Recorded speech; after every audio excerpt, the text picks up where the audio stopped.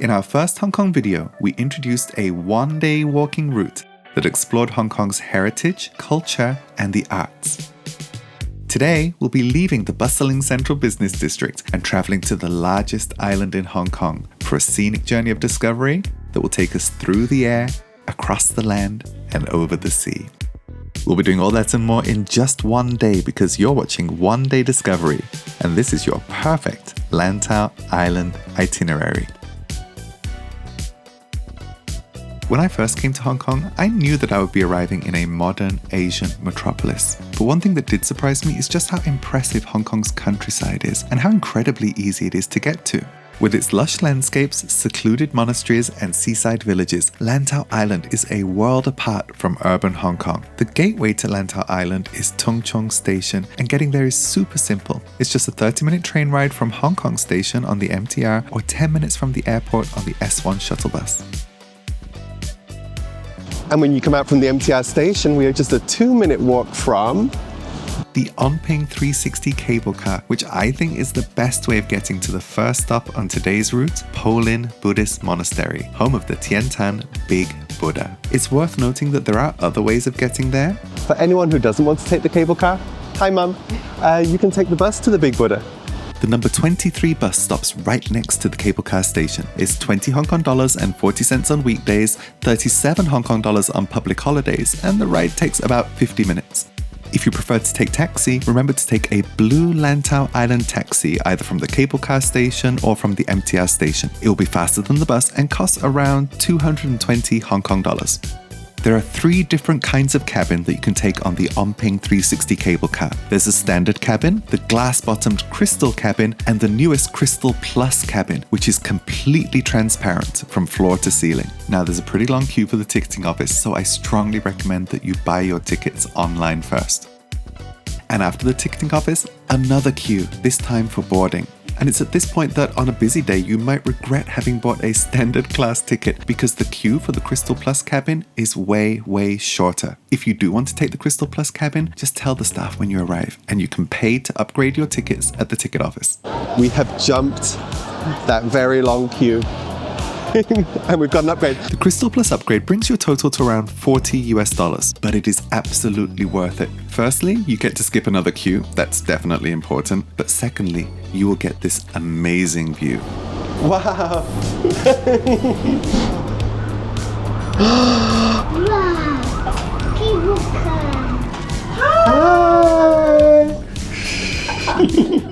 From Ngong Ping 360, you will see the beautiful scenery of Lantau Island from above, planes taking off and landing at Hong Kong International Airport, the Hong Kong-Zhuhai-Macau Bridge, and of course the Big Buddha that we're going to see very soon.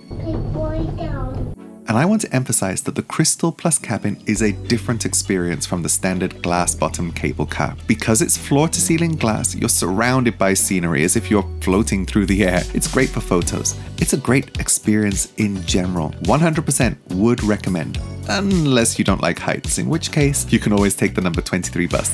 It's a 25-minute ride. Your photo is ready when you arrive. And like all good rides, you have to walk through the souvenir shop on the way out.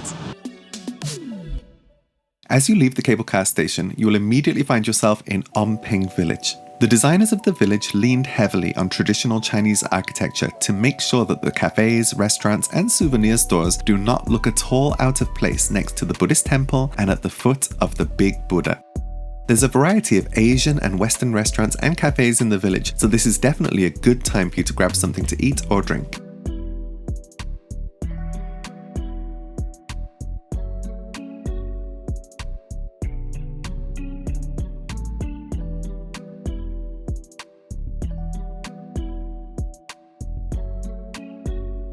Now we're going to Ngong Ping Plaza, and there's 3 places that you'll want to explore here: Po Lin Monastery, Wisdom Path, and of course the Big Buddha. There's a lot to see, so make sure that you plan your time accordingly, especially as we have a bus to catch later.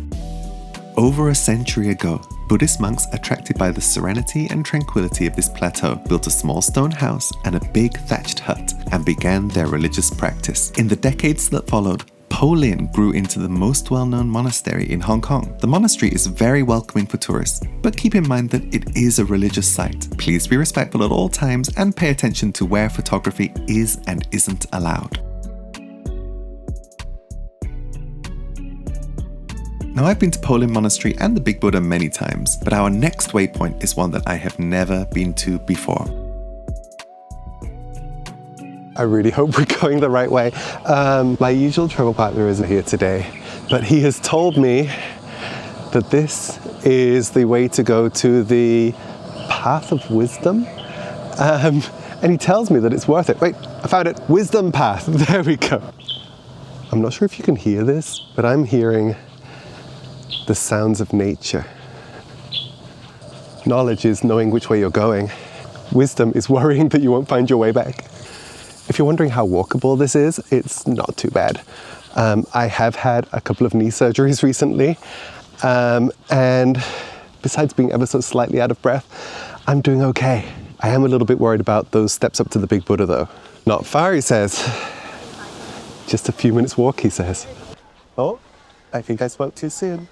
We're here. We're here. Oh wow, that's bigger than it looked on the photos. I thought that these were just kind of like these pillars, like they are, but they're big. This is quite the thing. I'm hoping that you're getting some kind of a sense of scale looking at these pillars. They're amazing, and each of them are inscribed. Wisdom Path is a collection of large-scale carvings of the Heart Sutra inscribed on giant pillars. The calligraphy is that of renowned professor Yu Zhongyi, which he dedicated to the people of Hong Kong. Beware of steep sections of the footpath ahead. I'm going this way up because I think it's steeper, and hopefully coming down it won't be too bad. But this is amazing. Now be careful. Watch your step, people. Watch your step. This is not quite as walkable as the path over here. Coming up, I wasn't sure if we were going in the right order, but there are numbers on these. This is number 20. The next one up is 21. So I assume we're going the right way. And this is the top pillar. With nothing inscribed. I wonder if there's some wisdom to be found in that. Okay, let's walk down carefully. Famous last words. It turns out that the column located at the highest point of the hill is intentionally left blank to suggest the concept of emptiness, or shunyata, a key theme in the Heart Sutra. Now let's go see if we can't find a spot overlooking the whole area. So according to that phoenix, this trail leads to the viewing platform. Oh wow, it's right here. Okay, that was much closer than I thought it would be. From here you can see how the columns are arranged in a figure of 8, symbolizing infinity. And now we're going to head back the way we came and go to the Big Buddha. Wisdom Path was definitely worth a visit. Now, it's a 15-minute walk to get there, 15 minutes to get back as well. So yeah, depending on your schedule, you may or may not wish to include it. But if you do have time to come, I think you'll like it. Oh, by the way, I've also found out that Wisdom Path is undergoing refurbishment this year, 2026, so please check online before visiting just to make sure that it's open. I figured it out. Wisdom is knowing when to tell people to like and subscribe. Now that we're back at Ngong Ping Plaza, it's time to get closer to the Big Buddha. The Tian Tan Buddha sits at the peak of Mount Mok Yu. Each feature of the giant bronze statue and the surrounding altar has symbolic meaning and religious significance. And if you want to see it up close, you'll have to climb 268 steps to get there. Now you might be able to get up all these stairs. I can't, not with my knees. Actually, I think they could handle the climb up. I'm just not sure that they would survive the walk back down today. That said, if you do make it up to the top, you will be rewarded with a remarkable view. Then it's time to head to the bus station near Ngong Ping Village to go to our next stop, Tai O Fishing Village. The bus fare is 19 Hong Kong dollars and 20 cents on public holidays and just $7.90 on weekdays. The trip only takes around 18 minutes, but do be sure to check the timetable as these buses are not that frequent. We've just missed the bus and the next one is in about an hour. So we're going to take a taxi. The taxi fare is a very reasonable 70 Hong Kong dollars from Ngong Ping to Tai O. There may be a small surcharge for oversized luggage, or in our case, a baby stroller. Known for its canals and stilt houses, Tai O is the oldest fishing village in Hong Kong. Here, you'll get to try dried seafood, street snacks, and local desserts. Most importantly, you'll catch a glimpse of a unique and charming village life that is easily overlooked if you just stay in the city. A good starting point for exploring Tai O is Tai Chung Bridge. Nearby, you will find tour boat operators offering boat trips along the canals with a short trip out to sea for the chance to spot rare Chinese white dolphins, commonly known as pink dolphins, which have long been a kind of mascot for the area. Unfortunately, there's far fewer pink dolphins around these days. We did buy a small pink dolphin charm though, hoping that it would bring us a little bit of luck, and then we set sail on our quest to find them. The boat trip starts with an incredibly peaceful ride around the village, before jetting out to open water.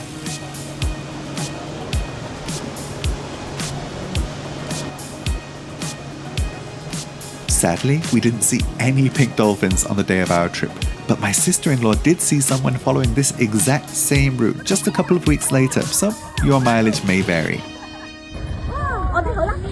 After the boat trip, it's time to explore.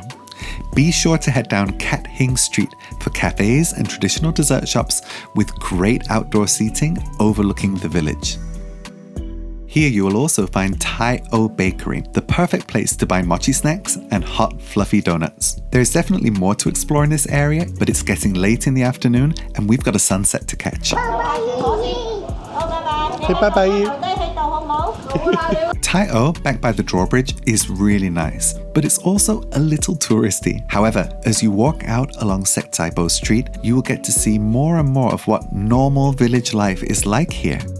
And cats. Lots and lots of cats. Hello. Wow, really cat village. Japan has a cat island, Hong Kong has cat village. I think it's quite appropriate that Tai O, being a famous fishing village, would also have a lot of cats.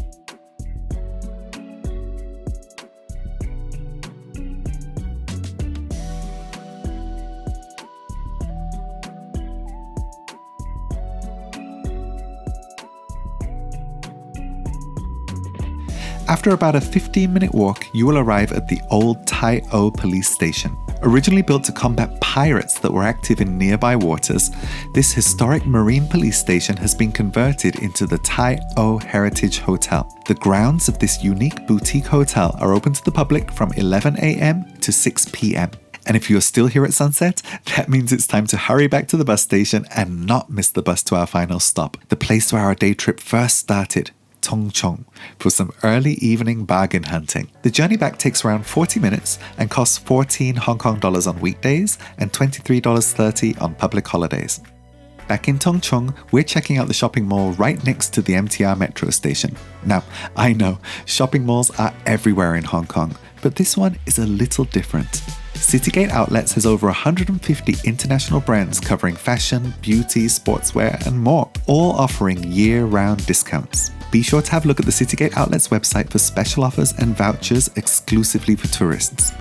You can also visit the customer care center on level 2 for power bank or stroller rental, especially useful after a long day, and also for the delivery counter for anyone who does a little bit too much bargain hunting. So where should we go next?